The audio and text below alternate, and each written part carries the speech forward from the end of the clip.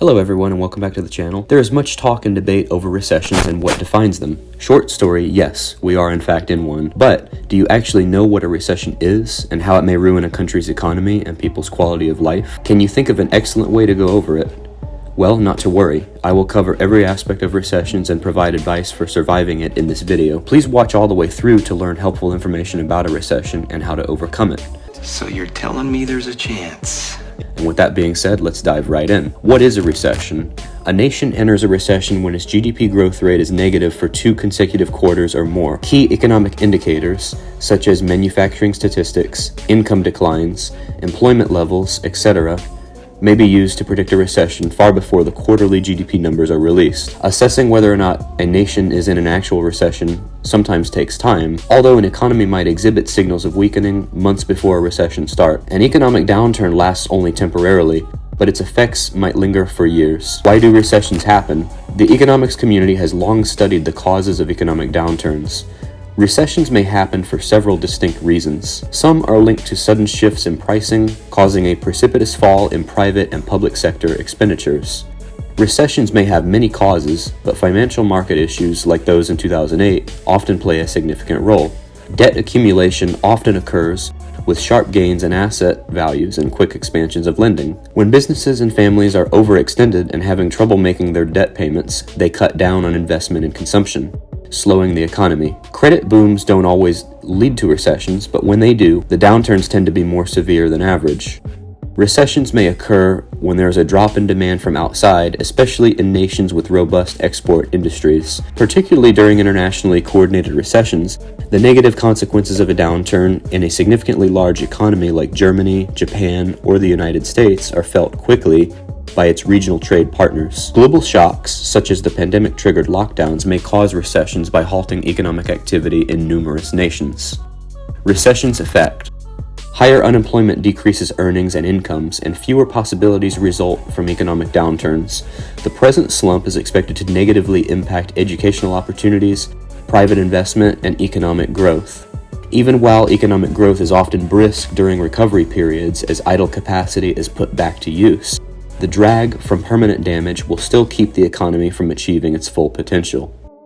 Effects on education and financial mobility. Research agrees that education, or human capital, is critical in fostering economic expansion. There are several ways in which economic downturns might affect students' ability to learn.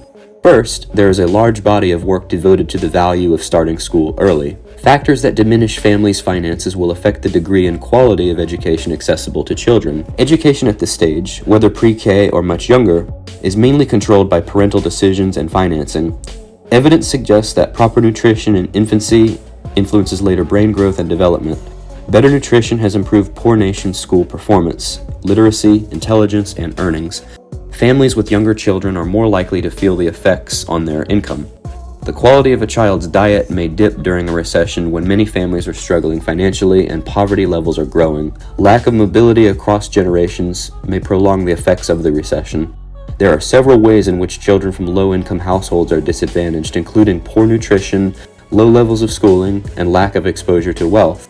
Consequently, a recession shouldn't be seen as something that causes worry for just a few years and then goes away. Instead, economic downturns will have long-lasting effects on the futures of all family members, including children. The economic disparity between the world's poor and rich. To put it plainly, poverty hurts the economy. A bad upbringing increases a child's risk of low wages, criminal behavior, and poor health in adulthood. Children's educational results, cognitive development, emotional and behavioral outcomes, and other areas are all negatively impacted by living in poverty. Family income affects educational achievement in several ways, but declining earnings and rising poverty levels also affect adult chances. Financial security during challenging times like a recession and the ability to invest in yourself via things like furthering your education or retraining, or even funding the expenses associated with launching a new firm, are ways wealth may influence economic chances. With all of that being said, here are 7 steps to safeguard your finances during a recession. Number 7, don't be afraid of a bear market. Even if you have no idea what a bear market is, your fear of it should be well developed. To enter a bear market, the S&P 500 index must fall by at least 20% from its most recent highs, which it recently achieved. According to Anthony Saglin-Bean, global market strategist for Ameriprise Financial, the average length of a bear market since 1950 is around 418 days. Long-term investors, Saglin-Bean said, should just alter your attitude a little bit and see the current situation as an opportunity. He advised putting your money into firms with solid financials, a steady cash flow stream, and items people want and need. The market for stocks has officially entered a bearish trend. According to Morningstar's director of personal finance, healthcare and consumer staples firms have historically performed well during economic downturns since their customers have constant needs regardless of the state of the economy. Dollar cost averaging, in which you invest the same amount of money every month regardless of the ups and downs in the market, is a valuable strategy right now. The stock market may be taking a battering right now, but it has traditionally recovered well following a recession. You can't participate in the ultimate rebound if you don't have stock market exposure. If you have money to invest now, it's a good moment to follow my videos, take good notes, and dollar cost average into stable ETFs and index funds over the next several months. Number 6, don't try to time the market. Many people may stop investing or reduce their current portfolios until market conditions improve. That is the very definition of market timing. It's always risky to guess when it's ideal moment to go out and the safest time to get back in. According to Mark Hemrick, senior economic analyst for Bankrate.com, market timing is tricky. Even Warren Buffett would agree with that. According to Saglin-Bean, the stock market returns for the S&P 500 tend to be above average until we hit the bottom point of the bear market. One of the things we constantly teach investors and advisors to do is to not make outsized allocation modifications when you are in the depths of either a recession or a bear market. If your investments are well balanced, you can ride out any storm. Trying to predict when the market will bottom out would be disastrous for investors right now. Number 5, get rid of your credit card debt. According to LendingTree's chief credit analyst Schultz, job number 1 for everyone using a credit card is to pay off their amounts as quickly as possible, and this is something I constantly advise on this channel. It's especially crucial when a recession may be on the way and interest rates are increasing significantly. Also, consider applying for a low-interest personal loan or a balance transfer credit card as a possible solution to your financial difficulties. Moving high-interest debt to a credit card with a 0% interest rate will help you get out of debt much more quickly. You should call your existing credit provider and request a lower interest rate if you were not approved for a 0% APR credit card. Number 4, stockpile savings. Put money in savings if you can, since your financial situation may change rapidly if the economy experiences a recession.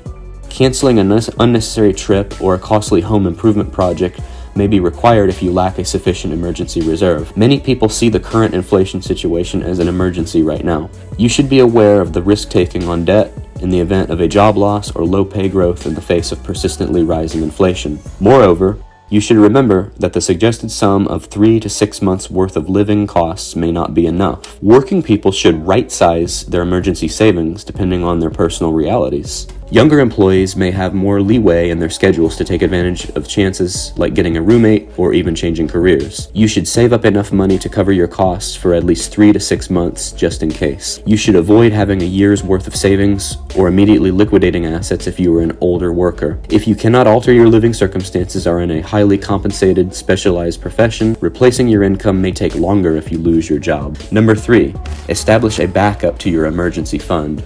In addition to saving up for a recession, you should also have a plan to get emergency funding. Getting a home equity line of credit makes financial sense if you are in a position to do so. Number 2, don't underestimate the power of having bonds in your retirement portfolio. For regular viewers of mine, this may throw you for a loop, especially coming from me, but bonds actually provide a counterbalance to stock investments during market declines. In addition, bond prices have fallen. Nonetheless, bonds have fared better than almost every other market group in past recessions. For those already in retirement or nearing retirement, bonds are a must-have component of any investment strategy. More to come on this topic in future videos. And number 1, get a side gig. Several companies are desperately seeking employees. The unemployment rate is near a record low of 3.7%, and many available jobs exist. The number of people employed in the economy increased across various sectors, including transportation and storage, warehouse work, tourism and hospitality, schools and hospitals, and public administration.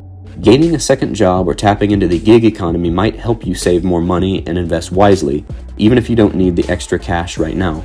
The moment to hope for the best while making plans for the worst is now. And with that being said, that's all from my side to guide you on the recession and how to overcome its adverse effects. Please subscribe to this channel and press the notification bell if you're new so you don't miss any new stuff.